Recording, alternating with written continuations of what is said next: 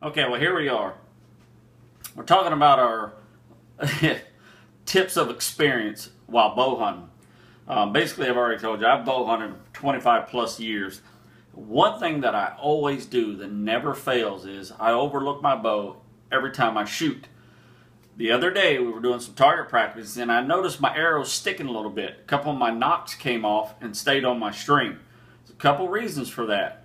One is your string is coming unraveled and holding your nocks on and allowing it not to release. Two is you got the wrong size nock, blah, blah, blah. So, again, I pull my bow out when I get home and I do some inspection. And sure enough, you can actually see my string fraying right here. So that means my serving is coming loose. Now, if this was in the field, I would have no other choice but to leave and go try to find a bow shop. But it's a good thing I know how to serve string, serve my bowstring. Again, it's one of those things, you want to look over your pulleys.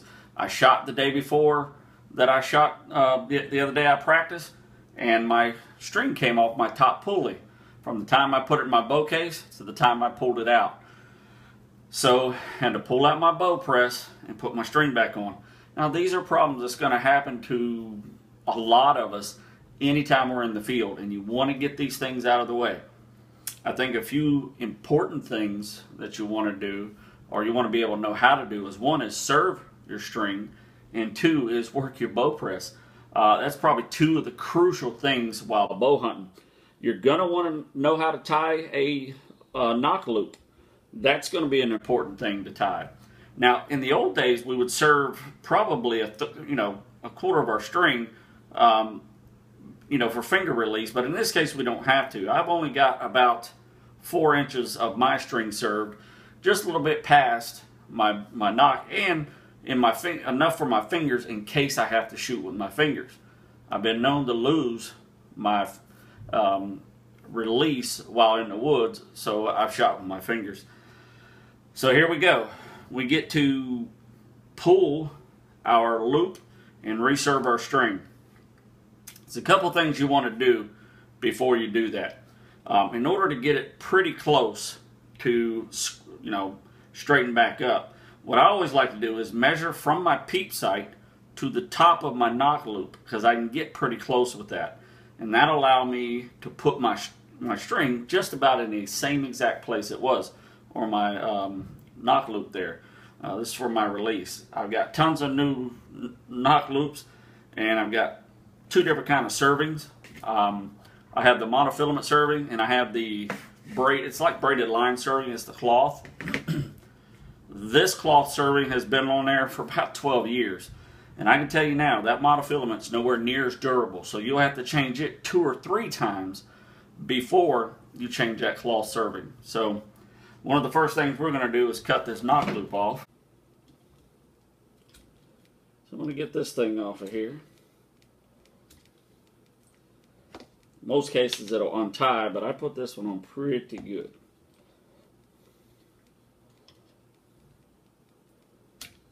Voila. And you can see, it's revealed that my serving's coming unwrapped right up under that thing. It's not coming unwrapped. It's my tagline for my original serving. Over time, it has worked itself out. So we're just going to reheat that, and I think we'll be in good shape.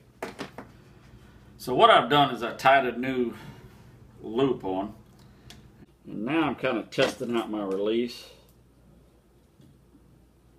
and my adjustment.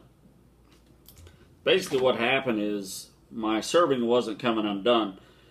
It was the tag end from when I originally tied it about 11 years ago. It's been a while. So now I'm adjusting my release loop. And what you have to remember here is, and I'll do a tutorial on how to tie these things. So basically what you have to do is, you have to be real careful, because you can actually add a 1/2 inch and 1 inch to your draw if you don't get your release set right.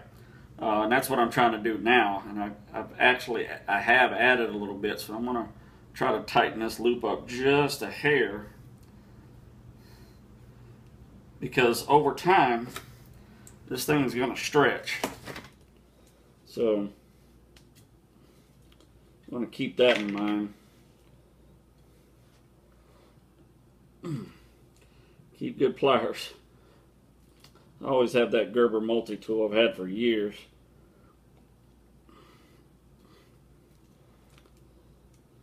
Now this will lock in place. A lot of times you can put a touch of super glue or something like that to kind of keep it in place. And this just goes back to, to iterate what I've told you, is these things you have to learn if you want to be an effective archery shooter, hunter, or if you're target practicing, or whatever the case may be. I mean, these are some of the things you're going to have to learn to do.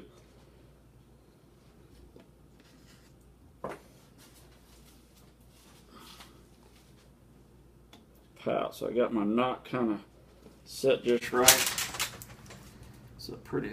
This is my backup release, and it's actually bigger than my original release. So I have I use that one because I want to adjust it to both of them. My hunting release is actually a little smaller. So the backup release being, you want it to be able to fit both. So if I fit the biggest of the two, then I'm in good shape. So now I've got that down. You want to use a lighter. My lighter in my box has long since drained itself. I haven't used it in a long time, so I'm going to use a match. And here's where you don't want to mess up.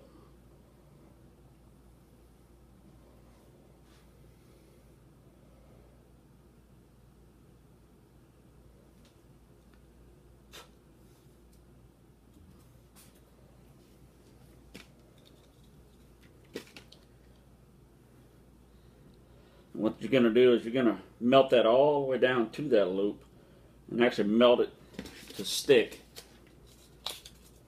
to the other.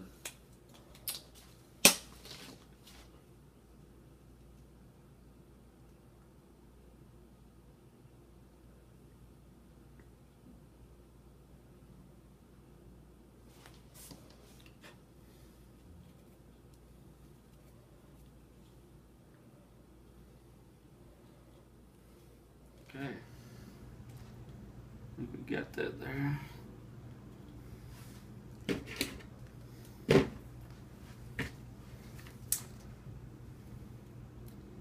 Hope I didn't melt that too much.